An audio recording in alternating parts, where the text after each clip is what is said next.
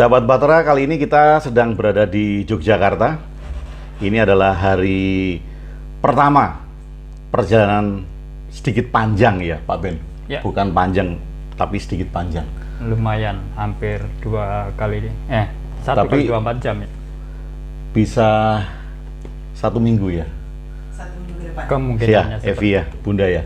Iya Pak, kemudian semingguan. Jadi perjalanan kita nanti ini di Jogja, besok kita di Banyuwangi, kemudian semalam ya di Banyuwangi, kemudian nanti kita akan nyebrang ke Bali, kemudian dari Bali baliknya Banyuwangi, kemudian Sidoarjo, dan pulang balik ke Jakarta lagi.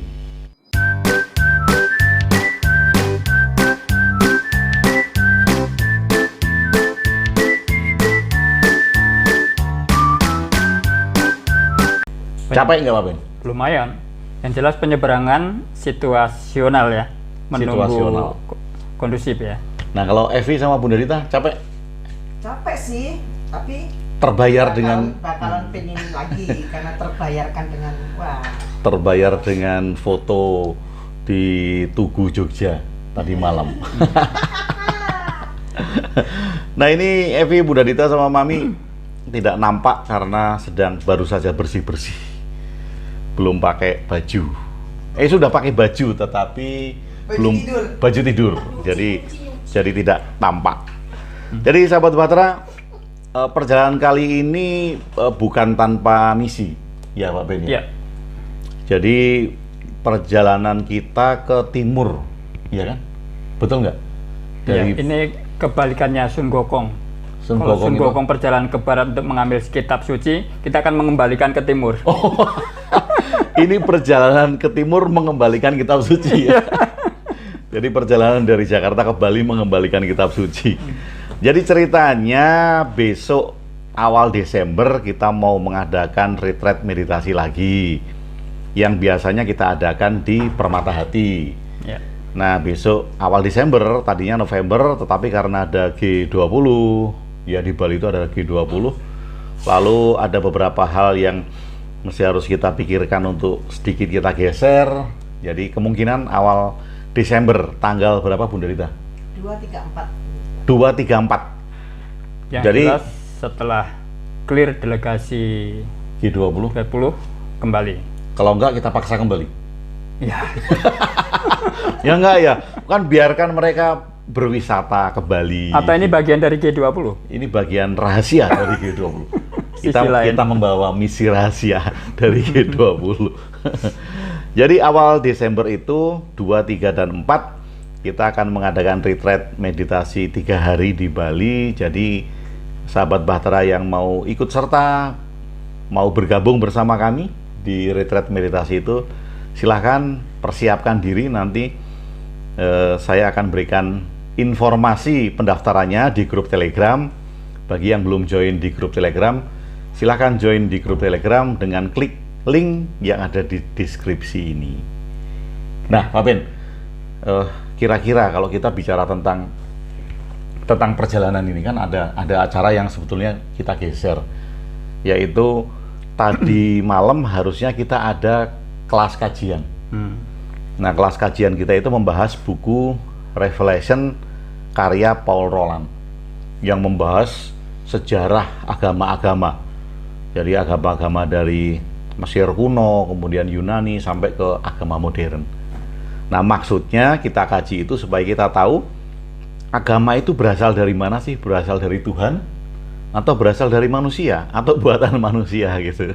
Nah, itu menarik. Nah, tapi tadi malam, malam ini kan harusnya ada kajian, tapi kita geser karena adanya gangguan koneksi internet. Jadi Kurang stabil ya. kurang stabil di tempat kita ini sekarang, internetnya kurang stabil. Jadi untuk Zoom itu sedikit terputus-putus, patah-patah, daripada nanti mengganggu suara kita yang ada di sini. Jadi kajian itu kita undur, kita geser di hari Selasa. Tadi sudah cari alternatif sebetulnya, tapi kita salah pilihan, Pak. Pilihannya apa, Pak? Tadi kan kita ke kafe, Aha. ternyata yang kita harapkan sunyi ternyata malah rame-rame. Oh iya, tadi kita ke kafe. Ternyata kafe yang kita kunjungi yang namanya Menua Cafe itu rame banget. Yang konon katanya ada si siapa? Yang lagi viral itu. Yang lagi viral itu. Ternyata nggak ada. Ternyata nggak ada, jadi ada penyanyi yang lain. Nah, lumayan lah, cukup menghibur gitu. Nah, tapi kalau tentang kajian Revelation ini sendiri, Pak Ben, kalau kita undur di hari Selasa, sebetulnya kan nggak masalah ya? Ya nggak masalah. Ini kan hanya pergeseran waktu. Yang jelas teman-teman bisa mengalokasikan waktu lah barang beberapa. Karena memang sesuai dengan prinsip dari kehidupan ya, unpredictable, unexpected. Tapi artinya, kalaupun Selasa besok berjalan, kajian jadwal tetapnya yang malam Sabtu, ya akan kembali tetap lagi. kembali lagi. Akan kembali lagi. Ini hanya situasional. Karena perjalanan kita yang ke timur mengembalikan kitab ini. Kitabnya memang kita pinjam, Pak Ben. Iya. Jadi kita kembalikan lagi. Nah, kalau terkait dengan kajian Revelation, sebetulnya malam ini tuh kita membahas sesuatu yang menarik, Pak Ben ya. Tentang Musa, Nabi yang Musa. Itu yang bab 4 sampai yang sekarang ini topik 456. 456. Ya, salah satunya adalah tentang Nabi Musa atau Moses. Nah, ini menarik karena kita mengenal Musa, Nabi Musa ini kan kecilnya itu ditemukan di sungai. Karena memang dihanyutkan oleh ibu kandungnya, karena saat itu Firaun sedang, ceritanya Firaun sedang memerintahkan karena dia dibisiki oleh seorang ahli peramal ya, ahli nujum peramal, bahwa dia nanti akan digulingkan oleh anak laki-laki. Jadi saat itu Firaun memerintahkan seluruh bayi laki-laki dibunuh. Ini ceritanya. Kemudian ada bayi laki-laki yang tidak ingin dibunuh, dia dihanyutkan di sungai. Kemudian ditemukan oleh putri Firaun yang kemudian dipelihara sampai akhirnya besar dan menjadi nabi. Nah, itu ceritanya. Anda percaya dengan cerita itu atau tidak, terserah Anda. Tetapi ada sesuatu yang unik, bahwa mungkin saja cerita-cerita nabi-nabi itu merupakan metafora ya, Pak Ben ya? Ya. Atau sasmito kalau di dalam jadi. bahasa Jawa. Ya. Seperti cerita Dewa Ruci gitu ya. Ya. Mosok kemudian ada Dewa Ruci itu masuk ke telinga Dewa Ruci yang gede gitu, Dewa Ruci kecil masuk ke telinga Dewa Ruci yang gede gitu. Nah, itu kan sasmito, Pak Ben kan? Kalau bahasa modernnya ya metafora itu tadi, Pak. Metafora. Dan sangat mungkin. Sangat mungkin. Dan Kitab itu suci unik juga, Pak. Ternyata zaman leluhur dulu itu sudah bisa memahami bahasa pikiran, Pak ya.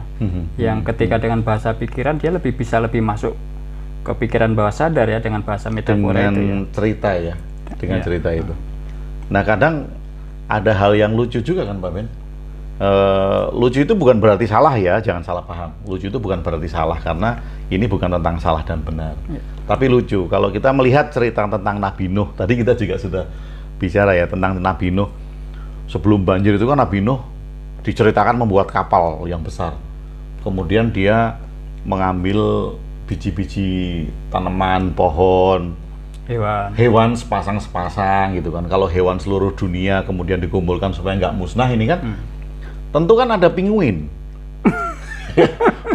yang adanya di kutub, entah itu kutub utara atau kutub selatan gitu kan. Nah, ini si penguin ini kan berjalan jauh menuju ke timur tengah, ke tempatnya Nabi Nuh. Kira-kira penguinnya naik apa, Pak Ben? Kalau menurut saya jangan-jangan malah dibalik, Pak nih. Ini Dibalik? kapalnya yang menjemput, Pak. Oh, kapalnya. Jadi kapalnya ke sana ke kutub utara, Iya. menjemput penguin, balik lagi. Gitu. Kan kapalnya belum jadi. Oh, belum jadi. Kapalnya belum jadi. Masih Jadi, di padang pasir ya waktu itu ceritanya. masih di padang pasir, Pak Ben, belum ada air. Iya. Bagaimana, kan kapal itu kan sangat besar. Kapal sangat besar ini kan dia bisa jalan kalau ada air. Ada air, air iya. bah itu tadi. Nah, air bahnya belum ada. Masuk dia mau menjemput penguin ke kutub utara. Kalau penguinnya yang jalan itu keburu banjir, Pak Ben. Keburu banjir, penguinnya belum nyampe itu. Kalau penguinnya nggak nyampe, penguin punah, Pak Ben. Kan karena kena air bah itu. Tapi apa jangan-jangan waktu itu belum ada, Pak, penguin? Belum berevolusi Belum ya? berevolusi. Bisa jadi ya. Bisa jadi. Saya kira mungkin masih terbatas hewan-hewannya itu, Pak. Oh, masih sedikit Iya, hewan-hewannya. mungkin. Masih sedikit. Tapi kalau di film itu komplit, Pak Ben. Zebra juga ada. Oh, harus ada ya. Ada. Kalau film Zebra film sendiri Noah katanya gitu. waktu itu dari daratan Afrika ya. Afrika, iya.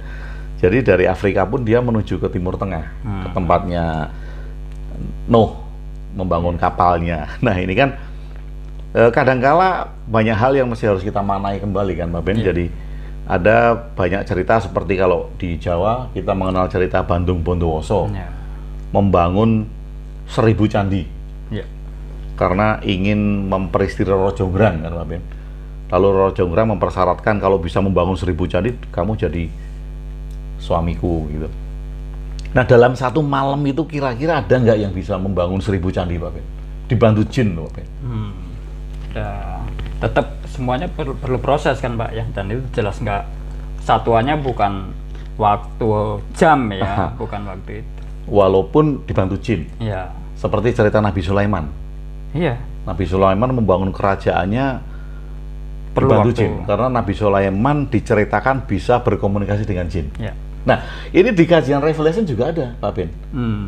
Setelah Disebutkan Nabi Musa, juga jin juga di situ. iya, disebutkan juga setelah Nabi Musa itu, kemudian ada topik tentang Solomon, King Solomon, Nabi Sulaiman. Mengapa Nabi Sulaiman itu bisa punya kerajaan yang besar?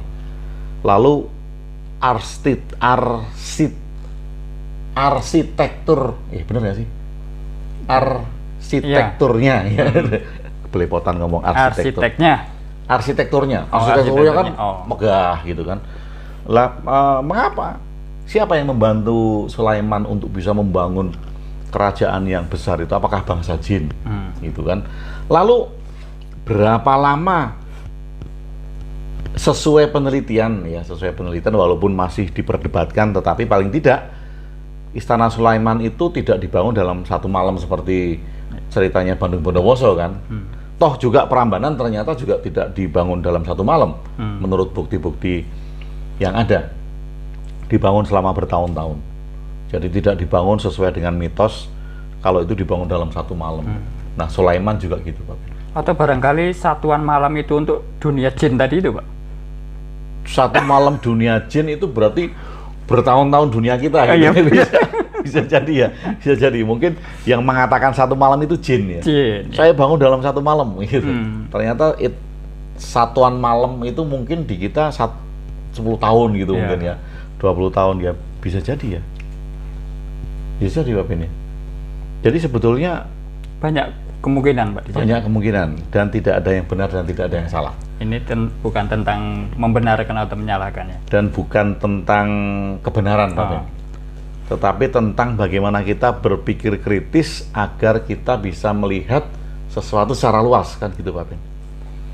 Nah kalau dikaitkan dengan Ramaparasu, wah ini kan karena Pak Bindo menulis cerita judulnya Ramaparasu, kisah cinta sebetulnya, tapi itu kan metafora juga, Pak Ben. Metafora bisa jadi. Metafora kan, ada seorang resi yang istrinya mencintai laki-laki lain.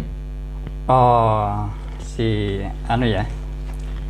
Ya, itu untuk ketika terjadi, ya kalau bahasa sekarang terjadi perselingkuhan lah. Bagaimana seorang istri, seorang resi yang tadinya baik-baik saja ketika hidup di hutan dengan misi awal adalah misi yang suci gitu. Tapi ketika tinggal di hutan, ternyata hasrat naluri manusia tetap ada, sehingga dia juga ada rasa cinta, ada rasa ya birahi juga tetap muncul di situ. Karena alami. Dan sementara suaminya sudah fokus untuk meninggalkan hal-hal seperti itu. Tapi ternyata ini perjalanan tidak beriringan.